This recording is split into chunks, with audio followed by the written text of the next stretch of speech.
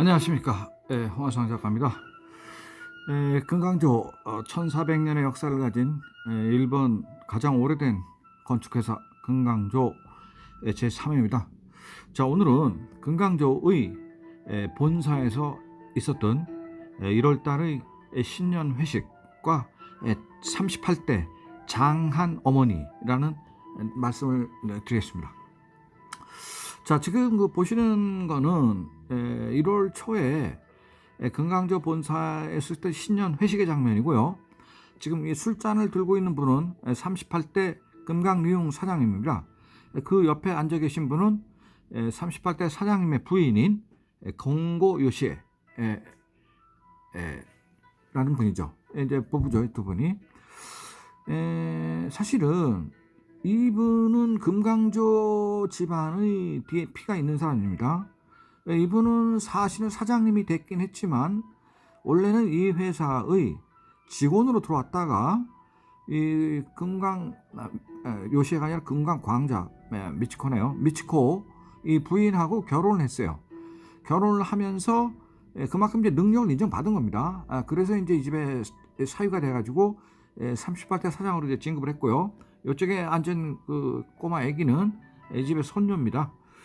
자, 이 과정을 보면, 자, 이 한 장의 옛날 사진에 상당히 이제 많은 의미가 담겨 있는데, 자, 요 사람이 바로 지금 위에 있었던 우리 금강리ung 사장님의 젊었을 때 모습입니다. 그러니까 이제 이분이 후쿠이 공업학교, 지금은 후쿠이 공업 전문대학이 됐는데, 거기를 졸업하고 나서 다른 회사를 좀 다니다가 금강조에 입사를 했어요. 그 입사한 이유는 다른 회사에 근무할 때 금강조 집안에서 이 사람을 우연히 알게 됐는데 아주 성실하고 유능한 사람이라고 평가를 해서 자기네 집의 직원으로 받았고, 그리고 결국은 이제 자기 집 딸과 결혼시켜서 차기 이제 계승자로 키운 겁니다. 지금 이분이 바로 이 금강리ung 사장을 스카우트한 장모님입니다. 공고 요시죠. 38대 사장입니다. 그래서 이제 직원들하고 이제 사진 찍었는데 이 양반이 입사한 게 1952년경이니까 아마 50년대의 사진으로 지금 보입니다. 그리고 여기 지금 이 38대 공고 요시의 이 사장님은 일본 역사상 최초로 정대공이 된 여자입니다. 그러니까 정대공이라는 거는 목수 중에서 가장 으뜸 가는 직책입니다.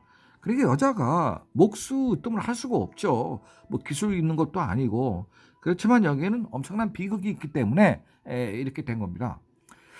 이분은 금강씨죠. 그래서 이 금강가의 핏줄을 받고 이제 했는데 남편이 37대 사장이고 본인은 38대 사장이 됩니다. 왜 여자가 사장이 되냐면 이 남편이 중일전쟁의 와중에서 금강조를 이끌어 나가다가 다시 2차 세계대전이 오잖아요. 그래서 전쟁이 터지면 모든 민간 기업의 일거리는 그냥 다 없어집니다. 뭐 전쟁 중에 무슨 건물을 누가 지려고 하겠어요? 저를 또 연립주택 사업도 했는데, 그래서 결국은 이 직원들하고 먹고 살 방법이 없어가지고 이 양반의 남편인 38대 사장님이, 그러니까 37대 사장님이 관을 짜서 팔아서 먹고 살았다고요. 만주에서 죽은 일본군들의 시체를 갖고 들어와야 되니까 관을 죽은 병사가 한두 명이 아니잖아요. 몇천 명, 몇 명이 죽었을 테니까 그 관을 짜서 먹고 살았는데, 그 관이라는 것도 그게 값이 비싼 것도 아니기 때문에 팔아가지고 직원들 월급을 못 주니까 어느 날 그 직원들 다 내보내고 딱 두 사람만 남았어요. 그 두 사람은 왜 간두지 않았냐면, 내가 회사가 경영이 어려워서 월급을 못 준다고 해서 이 회사를 간둘 수가 없다.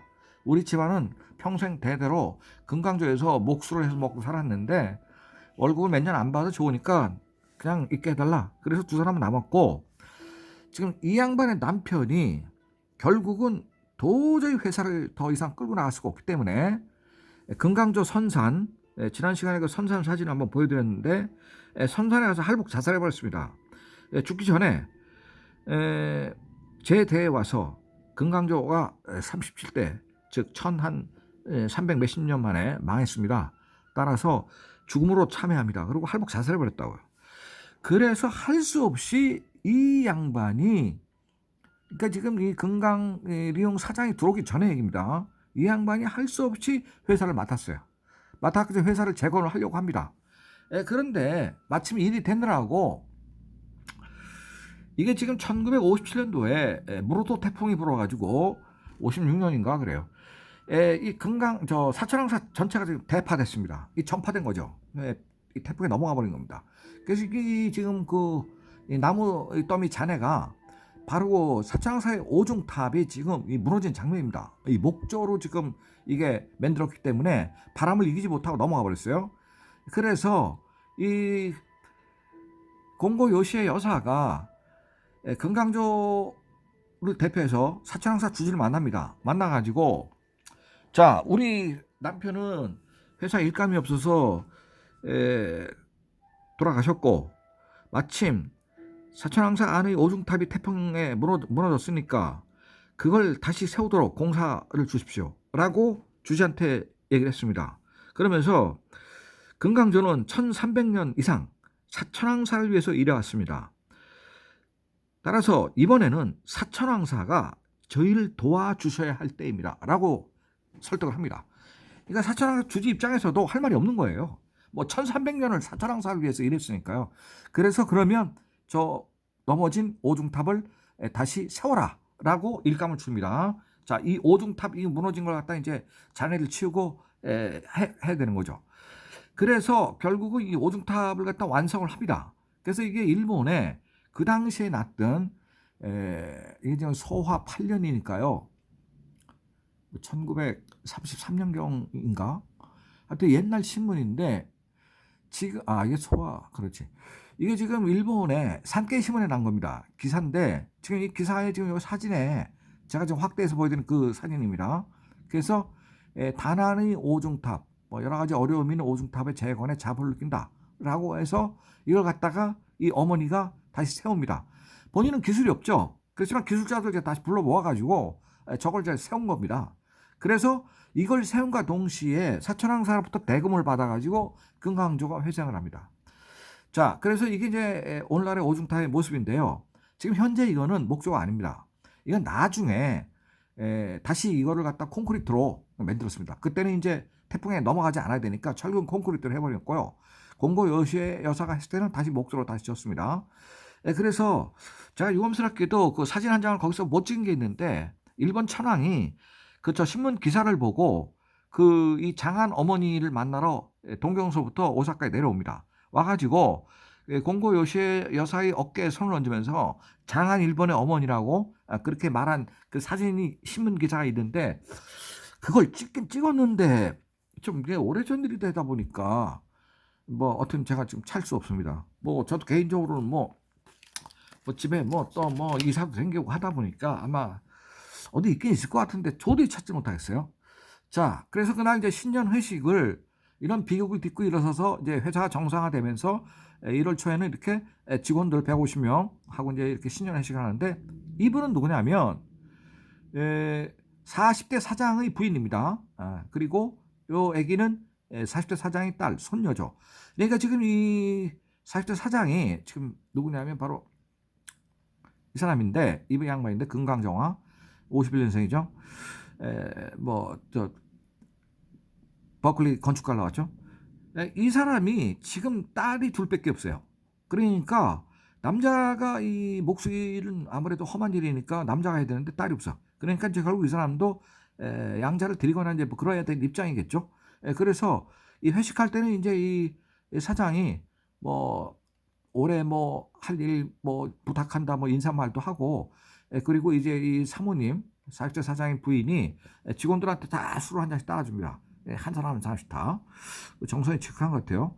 그래서 이제 술 따라주고, 이분이 이제 39대 사장님의 부인이죠. DNA가 금강가의 DNA를 갖고 있다는 양반이죠. 참 고우세요. 제가 나중에 이제 이분하고 같이 그 사진집에 올라가서 찍은 사진도 보여드릴 텐데 아주 고우시고 교양이 있고 아주 예의 바르시고 아주 훌륭한 분입니다. 자, 이 회식할 때 여러 가지 이 상황을 제가 지금 거기서 보면 뭐 직원들이 이제 회식을 하는 장면인데 지금 바로 요 사람이 자신은 이 금강가의 그 핏줄을 갖고 있는 사람입니다. 과장인데요. 직원입니다, 여기. 그래서 이 지금 금강조 안에는 금강가의 DNA를 갖고 있는 그런 사람 직원이 몇 명 있습니다. 그러니까 오사카에는 일대 창업주, 즉 578년에 금강조를 창업한 금강중광의 자손들이 약 5,000명에서 6,000명 있는 걸로 추산하고 있습니다. 그 중에서 8,000 이내만 해도 500명 정도는 된다고 합니다. 바로 이 사람은 그 금강가의 DNA를 갖고 있는 사람이고 8,000 이내입니다. 현재는 과장으로 일하고 있습니다. 그 당시에 지금 많이 뭐 더 많았겠지만, 자, 이래서 금강조에 있어서는 이렇게 이제 자기 계승자가 없을 경우, 딸만 있을 경우에는 친척 중에서 선발하는 경우도 있습니다. 그렇지만 그보다 더 중요한 것은 혈연보다는 능력이 있는 사람, 자기네 DNA가 없어도 자기 직원 중에서 가장 그 능력이 있고 회사를 잘 꾸려 나갈 수 있는 사람을 선택을 합니다. 그게 일본과 한국의 차이점입니다. 한국은 무조건 자기 자식들한테 주려고 하지만은 일본은 자기 자식이고 그런 거 관계없이 업무를 잘 알고 회사를 앞으로 잘 끌고 나갈 수 있는 사람한테 맡긴다, 이런 거죠. 그래서 저도 이 회식에 참석을 했는데, 자, 맨 마지막에 이제 그 의미심장한 한 장의 이제 사진이 있습니다. 이제 그 사진을 보여드리고, 요거는 이제 그날 이제 직원들한테 줄 선물이고요. 뭐 저도 이거 하나 받았습니다. 그래서 뭐 호텔 가서 까먹었어요. 자, 요 사진인데요. 요 사람들은 그 금강조 집안, 금강조 회사의 협력업체입니다. 간단하게 얘기하면. 그렇지만 협력업체라고 그렇게 간단하게 표현할 성질의 게 아니고요. 6개의 소위 구미 조직의 사장들입니다.